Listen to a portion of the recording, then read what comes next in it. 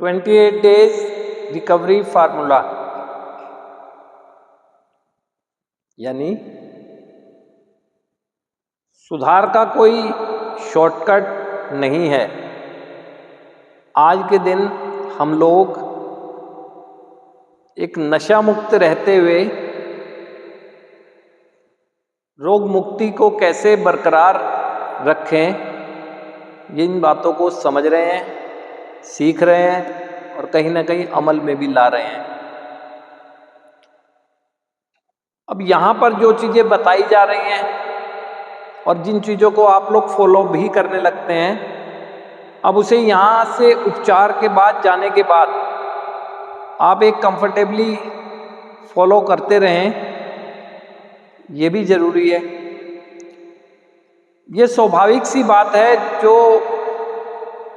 एक time table के अनुसार आपको यहाँ अनुशासन में ढालने की कोशिश की जा रही है। बाहर बहुत संभव है कि स्थितियाँ परिस्थितियों अनुसार ये टाइम टेबल कुछ डिस्टर्ब हो सकता है, लेकिन इसका कोई बहुत ज़्यादा फर्क आपके सुधार पर या कहें तो आपकी रिकवरी पर तब तक नहीं पड़ेगा जब तक कि आप कोई ना कोई अपना एक खुद का टाइम टेबल अपने माइंड में तैयार करके अपने जीवनचर्या को नहीं जी रहे होंगे।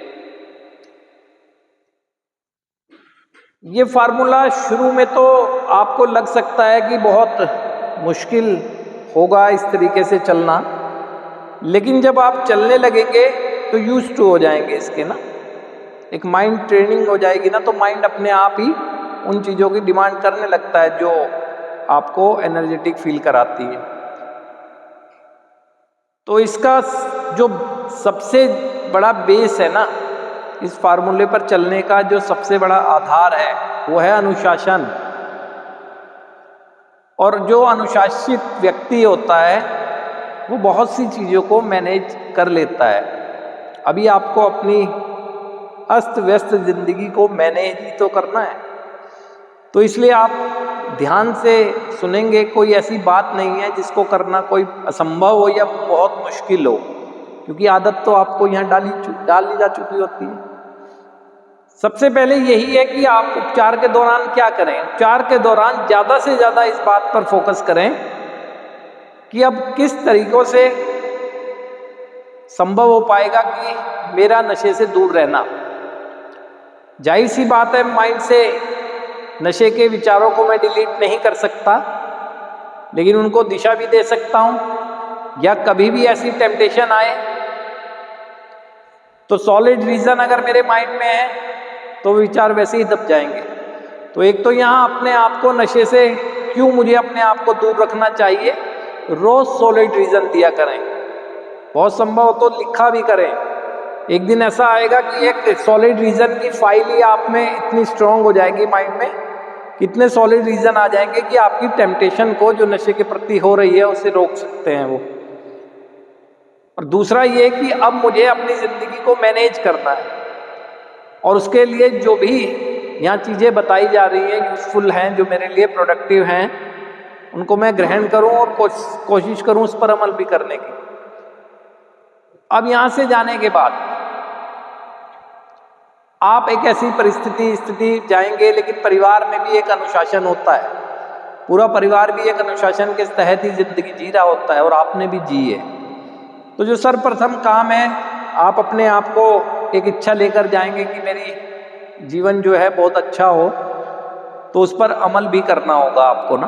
तो सबसे पहले तो यही होना चाहिए कि मैं जब दिन की शुरुआत करता हूँ तो दिन की शुरुआत में सबसे पहला काम यही है कि मेरा एक सुबह उठने का समय निर्धारित होना चाहिए अपनी कार्य परिस्थिति अनुसार। जिस तरह का कार्य है उस वैसी परिस्थितियां देखकर मेरा सबसे पहला काम तो यही है, मेरा सुबह का उठना, क्योंकि यहाँ इसकी आदत डाली जा रही है सुबह का उठना। और नित्य कर्म के बाद सबसे पहले मुझे अपने शरीर को, है ना, अपने शरीर पर ध्यान देना है। और मेरे को शारीरिक स्वस्थता के लिए चाहे मैं 1 घंटा या आधा घंटा, वो अपनी समय अनुसार मैंने टाइम मैनेजमेंट कर सकते हैं आप, चाहे योगा करें, चाहे मॉर्निंग वॉक करें, चाहे जिम जाएं, जो भी करें ऐसी एक्टिविटी करें जो शारीरिक स्वस्थता के लिए बेहतर हो। उसके बाद जब वहां से आ जाएं, स्नान करें। ये नहीं कि आ गया मैं अब सो जाऊं, नहीं, मुझे अपना बॉडी को और माइंड को एक्टिव रखना है और उस अनुशासन को जीना है जिसके तहत मेरी जिंदगी अब अच्छी होने वाली है। स्नान करूं। स्नान के बाद मैं दिन की शुरुआत के लिए उस ईश्वर का आभार व्यक्त करूं, अपनी अपनी धार्मिक आस्था संप्रदाय जिस पर भी विश्वास करते हैं आप, उसका आभार व्यक्त करें और पूरे दिन के लिए हिम्मत और शक्ति की डिमांड करें। क्योंकि आप जीवन में कुछ अच्छा करना चाहते हैं तो अच्छा करने से पहले ईश्वर की प्रार्थना हिम्मत और शक्ति देती है हमें। ठीक। उसके बाद अब हम शारीरिक स्वस्थता की दृष्टि से हेल्दी ब्रेकफास्ट करें। हेल्दी ब्रेकफास्ट के अंतर्गत जो भी आपको अच्छा लगता है, जो अच्छा हो, अब जीभ के स्वाद से ज़्यादा जो मेरे स्वास्थ्य के लिए बेहतर हो, उस चीज़ को ग्रहण करना ज़्यादा अच्छा होगा।